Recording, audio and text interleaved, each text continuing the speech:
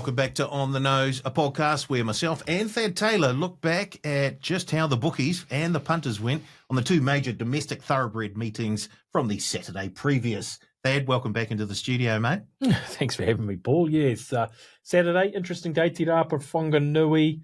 Look, it didn't make fine reading for customers. I will cut to that chase straight away. It was a toughish day. Did get a few big movers home, so there was a few people that made a bit of hay, but overall it was a tough day for customers. Oh, I tell you what, if they had a little same game multi in the Warriors-Bunnies game, they would have made all that money back. Because... yes, sorry, it was a big one, wasn't it? Oh boy. Yeah, and if they'd had a bit at Te Araha on Monday, they would have made $1 or $2 because it was favourite after favourite there, including resumption at Twain. So punters fought back. Yeah, they got a bit back in the pockets on the latter half of the weekend. But yeah, Saturday, a little bit tough. It was a roughish start for them, to be fair. Okay, well, let's go to Saturday and we'll look at Tappa first. They had an 8-race card there. Race 1 was for the 2-year-olds and up, over 1,200 metres. And boy, oh boy. Now this is a rough start. Yeah. Illuminated Miss. Yep. $83 the billy goat. Yeah. Got out to $71. It's not often we open these horses, that high these days, just with the unknown, and particularly in a maiden like that, you can never be too sure. But it was out to 71 late, paid more on the tote, and yeah, with the big zero in the form line there wasn't a lot of interest in Illuminated Miss. It's fair to say, plus 35,000. Sister Kainan, the expensive yearling, didn't fire, was steadily backed without getting extremely well backed. Don't Tell Rachel was the big shortener. 12 into $7.50, and look, the winner sort of at the 200, sort of kicked clear, but faded late, and probably was entitled to. Tartos was a first starter down the bottom of the book there.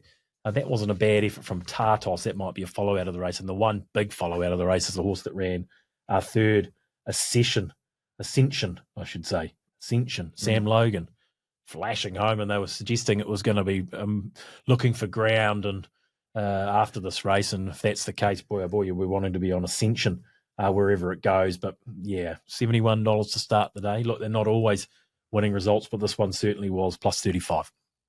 Race 2 was over the 1,100 metres for the 3-year-olds, of a small field, and it looks like the favourite getting beat, even though I think it was by the second favourite, was another sort of tough start for punters. Yeah, it was. They really hammered Honey Badger in the race. We were $1.90, Honey Badger $2.50 TriStar.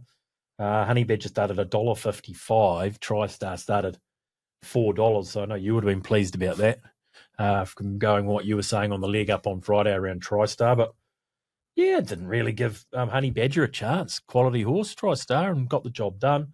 Pleasing was a decent move, 26th into 11. She's speedy. Who's sort of set up 1,100. I think if anything short of the 6 furlongs around Pleasing, she'll be competitive anywhere. She was minus 55,000. She held on gamely for second to actually beat home Honey Badger, but it was plus 35,000 because they all wanted the favourite in the second of the day. Third race was over 2,200 metres, a benchmark 65, and El Zorro with Alan Nicholas claiming one, getting home at around $10, $11. Yes, and it was 8 out to 11 too, was El Zorro. I don't mean to be disrespectful in the staying maiden event, but it was a bit of the dance of the desperates. In terms of everyone ended up gravitating back towards Cast of Diamonds. Because every time they looked away, they were like, nah, that can't beat Cast of Diamonds. That can't beat Cast of Diamonds. That can't beat Cast of Diamonds. And it was $2.70, poof, into $1.75 around Cast of Diamonds. And everything in that middle market just blew, including the winner, El Zorro.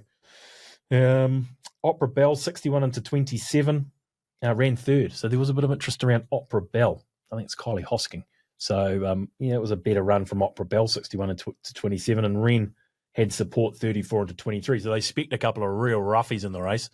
And other than that, they got stuck in to the favourite. And look, Cast of Diamonds sort of got back, no urgency early. And geez, it was probably a disappointing watch for backers of Cast of Diamonds. There were quite a few of them. And there were plenty. And I just think it was the fact that every time they tried to look away from the favourite, they ended up coming back. But unfortunately, just wasn't to be for Cast of Diamonds. El Zorro, 8 out to 11 plus 40. At race 4 over the mile for the 3-year-olds, and Eagle Rock gets home, trained by Kylie Little. Yes. And what, another one for the bookies? Not this time. Okay. Not this time. That was favourite. And opening favourite was Eagle Rock, and it never sort of budged off that opening quote. It was around 384, might have touched 420, back to 380 late. So solid. And a losing result, Eagle Rock. They pretty much got this right. The second favourite was, the original third favourite started second favourite. That was Bradley. And that ran a big race in the back. Bradley came down the outside, and it was a good run. And they ended up Quinella-ing the race. The interest for me was around the Stephen Marsh runners. He had 4 in the race. And they all backed Rollins. I think we rated the third best chance out of his 4, and he ended up being the one that they all gravitated towards, was number 5, Rollins. Now, he drew 3 and was slow. He's obviously got a few tricks, Rollins. His Le Britannia colours there, you know the ones very well. Mm-hmm. And he was slow. He got right back. He came up underneath him. He's got a nice sort of galloping action, but he wants to pull a bit, and so he's learning, but there's obviously a bit of an engine there, I think, around number 5, Rollins. But market got it right pretty much. Eagle Rock was the favourite in 1, -10. Bradley was the mover, 550 into 4. And of the Marsh quartet, it was Rollins that they wanted. Race 5 looks like another one for the bookies. Yeah. 1,300 metres, benchmark 65, and Charmer.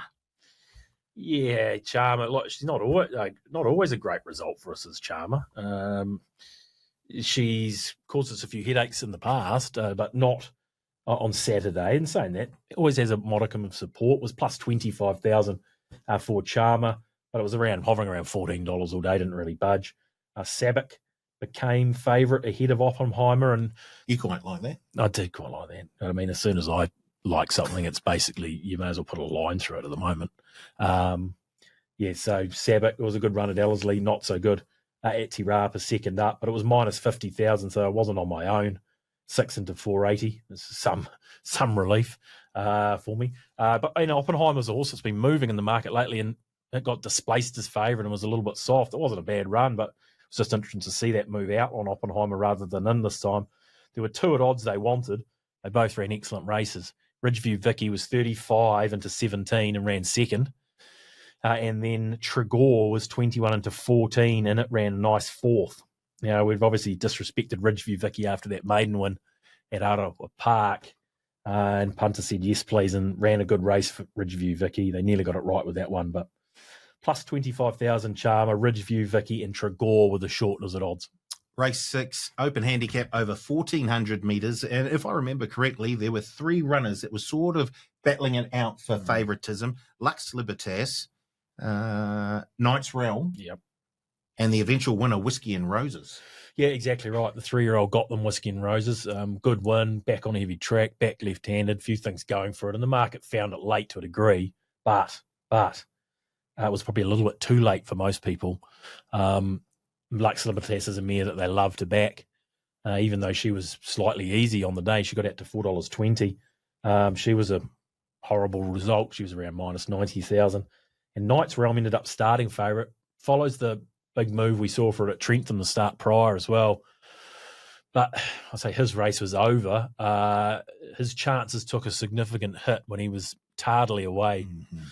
And ended up getting back. So what I think the marketplace was thinking was Knight's Realm will race up on the speed, either leading or outside leader, somewhere around there. And Lux Libertas will go back to the customary position she likes, which is back with a bit of cover, and then it's going to be hard for Lux Libertas to pick up Knight's Realm, and this didn't eventuate like that for the fact that Knight's Realm was slow away. It was a good run from Knight's Realm, really, better than the 5th indicates, up the inside and had to do a bit of work.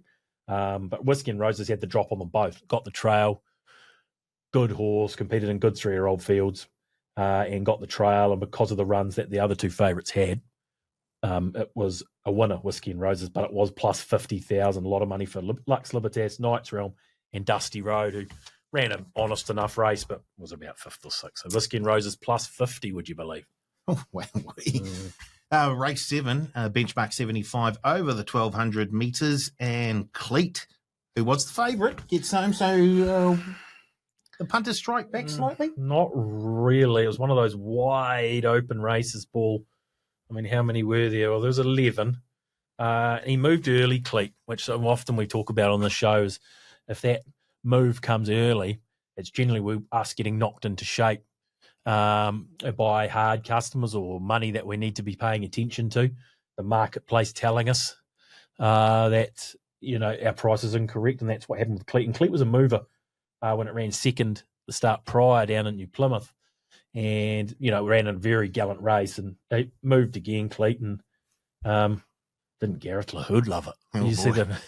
see the salute? Post finishing post celebrations. Oh yeah, I haven't seen the Stipes report yet, but I would be shocked if there wasn't a little fine for Mr. LaHood. He certainly enjoyed it. Yeah, got on him, man. Got on him. Yeah. I was interested to hear the comments of Leithinus afterwards, what he would have said to him had he been out there. Just sort of gives you a little bit of an idea about what they would have thought about that. Leasing, you don't celebrate a rating 65 quite like that, old boy. I guess it was. He was just happy to be back in the saddle. Yeah, 100%, and that was the reason. He'd obviously had to work hard to get back. He's got back, so I say fair play to Gareth LaHood. Maybe not quite so exuberant, but fair enough. No, well done. Yeah, fair enough. So anyway, Cleat, getting back to the topic here, was actually plus 30,000. Now there were a few that moved here. Then the money went everywhere, and the Shante Moi was the opening favourite and didn't close favourite, but that took good support.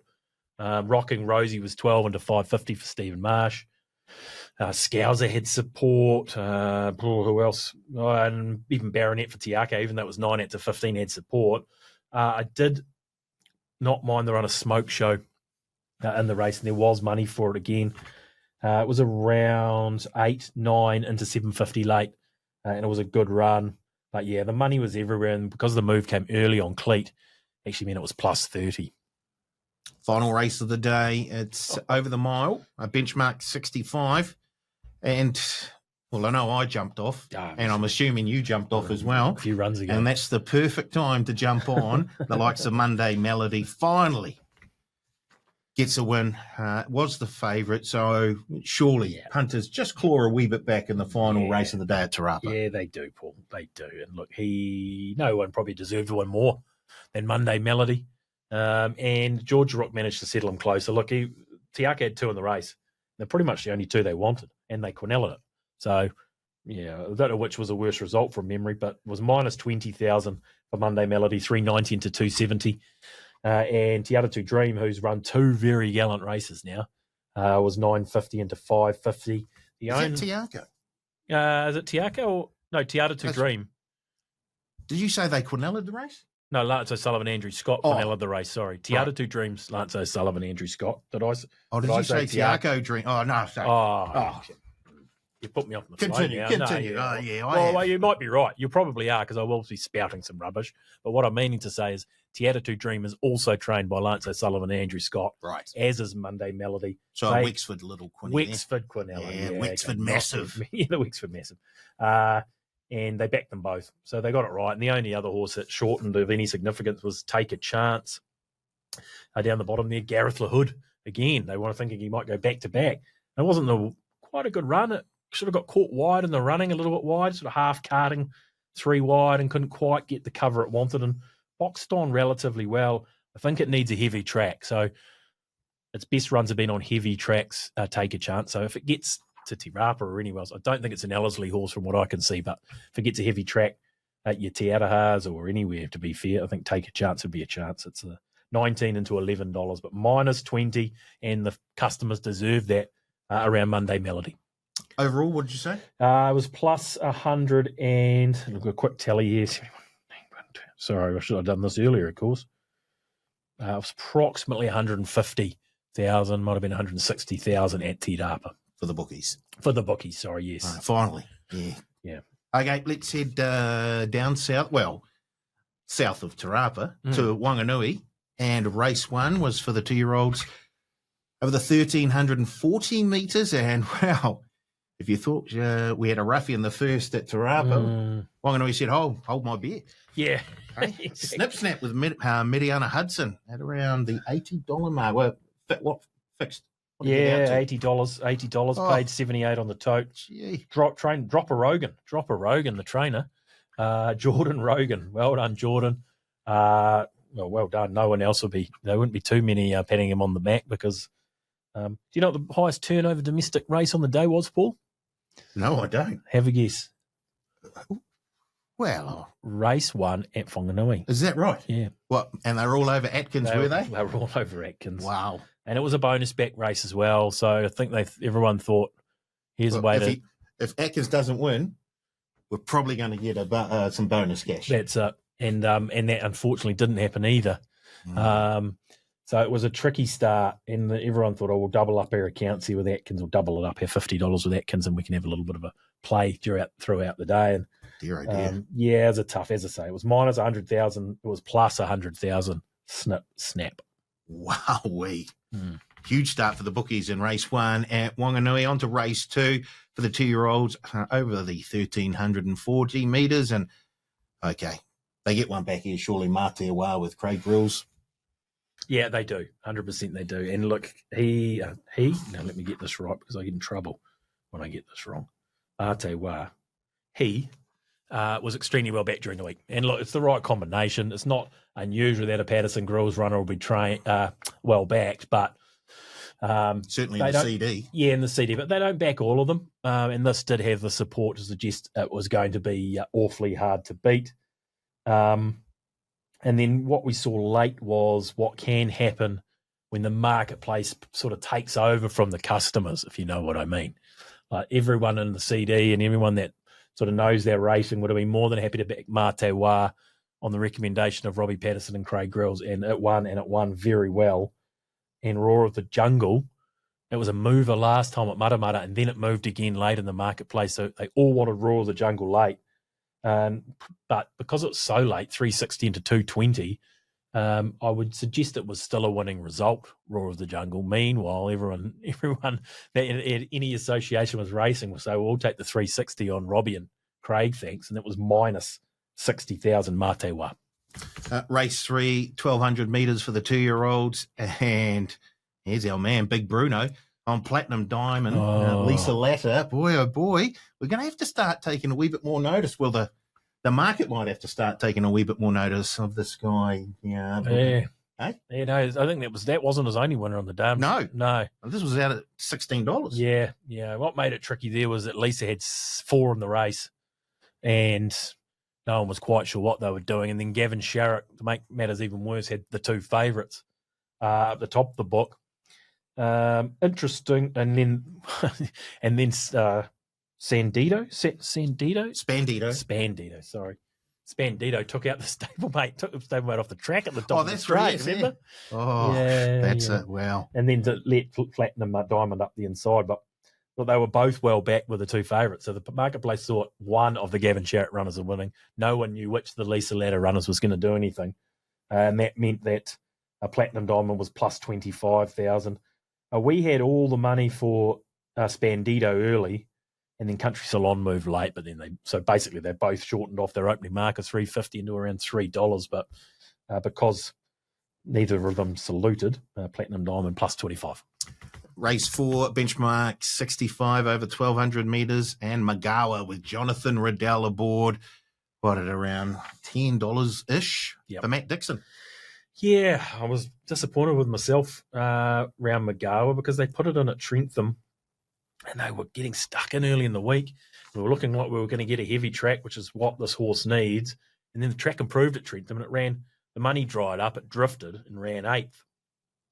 Then it got the heavy track second up. Even though it was 8 out to 10, it had support, but it was plus 25,000 because the money again spread everywhere, including Violets and Blue. Gee, these Tracy Bliss runners, I don't know what's going on here. Did I see a Roses Are Red as well somewhere? We'll get to that in a minute. Righty-ho. We'll get to that in a minute. That couldn't keep up, but it was like 41 into 10. But anyway, Violets Are Blue, 21 into 950. It ran a good race. But they backed a few here. I mean, Blondie was well backed. G-String was well backed. Papa Surf was well backed. Pops a Goosey for Lisa Latta was well backed. So it was a wide open affair and plenty of chances. The marketplace reflected that. So it's no surprise it was a slightly positive result for the TAB, plus 25 Magawa. Race 5, an open handicap over 1,200 metres, and I'm a brazen one. Surely, punters, they bounce back, don't they? Well, they certainly do, and the fact that it was 950 into 280. You've got to call that a bounce back in some regard. It can't be through deductions. It was only one scratching. No, I don't think it was. No. So yes, they bounced back, but what spared us is that there were two horses that ended up easing in this market that our customer base liked, and sort of like the Robbie Patterson, Roar of the Jungle taking on each other. This has sort of gone the other way for customers. It's the marketplace and the customers not listening to each other, and one's right and one's wrong. Now, the prior example was Matewa winning, and customers made 60,000, or we lost 60,000 rather. Mm-hmm. This Lazio was first up for Alan Sharrock, and Faravello was first up for Royden Burgesson, and they both had good support now. And they both ran very well. They both ran second and third. But the marketplace late was willing to oppose them as the price on the Stony one and I'm a Brazen one continued to shorten late. The move came early on I'm a Brazen one. It got in. And the fact that Lazio and Faravello still had support from our customer base meant it was a small win, would you believe? Small, I say, of around $10,000. So, yeah, one of those enigmas where the marketplace and the customer base are at loggerheads, and someone's going to be right and someone's going to be wrong. This time, it was the marketplace. When it was Matewa versus Roar of the Jungle, it was the customer base. But, yeah, Lazio and Faravello both ran very well, but it was just a small win, even though it was 950 into 280. Race 6, the benchmark 65 over 1,340. And there's our man again, Bruno Quiros, on La Dulcinea at around, once again, out at $16 for, was it Patrick Campbell? Yes, it is. Felix, yeah. Well done to Patrick Campbell and the team. Bruno and another $20 shot. Yeah, I can imagine, it's just another very good betting field, wide open, and look, one that they didn't really find in La Dulcinea, to be fair, plus 40,000. Kai Moana had an absolute fortune on it for Cody Cole. It was minus 125,000. It was 9 into 650. But, yeah, there was good money for Gumbasher. And here's your Roses are Red. Now, it was, let me get this right, 41 into 850. Roses are Red. And, couldn't keep up at the 600. It was sort of detached by 5 lengths and then really was doing its best work late. So that was a 1340, I believe. 1,400 a mile, I don't know. But they've moved the last 2 times, those Tracy Bliss horses. And the other one I need to mention was Exit Left, who was first up. Big run, Exit Left. Mark that down. It wasn't a shortener, so we can't put it in the follow the money edition because there wasn't any for it really on Saturday, but it was a very good resuming run. So look, La Dulcinea plus 40, a lot of money, Kai Moana, big move, Roses are Red, and Exit Left was very good. Race 7 was a Wait for Age race over the 1,600 metres, and we probably should have taken notice when John Blackadder decided to travel up from the South Island to the North Island, bring Ayers back, and Ayers back, saluted. Yeah, exactly. And look, we've seen some big moves at Wanganui, and I haven't touched on this yet, but it played the opposite you would have thought a Wanganui track would play on a Saturday in a heavy condition. Wide and down the outside draws. Well, it's gone the other way, and for that reason, I can understand why there's been a real correction in the marketplace in some of these races. I mean, Matewa and Roar of the Jungle raced up on the speed. They quinelled it. Magawa was up there. I'm a Brazen one led. La Dulcinea, I think, was trailing. McCann later on, we'll touch on a minute, led. And his back looked like it was the pace influence in the race. 21 into 750. That was roughly a break-even result because Aljumala was very well backed again, minus 40,000. Bradman, Bilardo, Boy, there were quite a few they wanted to be on, but well done to the Blackadder team. It was only a break-even result. Could have been worse had it not been such a competitive field, but yeah, good move for his back. Yes, we missed it, but I think had it been outside fence at Wanganui, that move might not have been quite so big, but well done to the team. Good win, well recognised by the marketplace. Break even in the feature. At race 8, benchmark 75 over the 2,040 metres, and McCann. Yeah. McCann. Tony Davies gets another winner. McCann. Yeah, exactly. And leading again, Tony. She did it with I'm a Brazen one. She did it with McCann. If you were having a rough day on Saturday and you got to race 8 and you thought, who knows? Who knows time, this will save the day. Oh, boy. Go and have a stiff drink, as they say. Just had no luck. Amber Riddell just couldn't get out to the right time. And in fairness to Tony, she turned up the wick from about the 500. So, who knows? It was unlucky. Let's put it that way. And it was 3 into 2. It was about minus 70 or 80,000. Everyone had it in their multis, and McCann was plus 65 for that very reason. But just one of those races. Unlucky, who knows? She'll keep, but not on Saturday, sadly. Final race of the day at Wanganui, race 9, a benchmark 65 over the 2,040 metres, and a dressé par jolie. Yeah, trained by. Scroll down. Oh, he gets one. It's not often you have a CD meeting where Alan Sherrick doesn't salute the judge. Took a while, but and again, the marketplace found it. Cool ride by Craig Grills. I mean, he was sort of 3 back the fence, weaved through, came up the inside, and put to sleep with dressé par jolie. It doesn't win him out of turn in fairness, but the market got it right.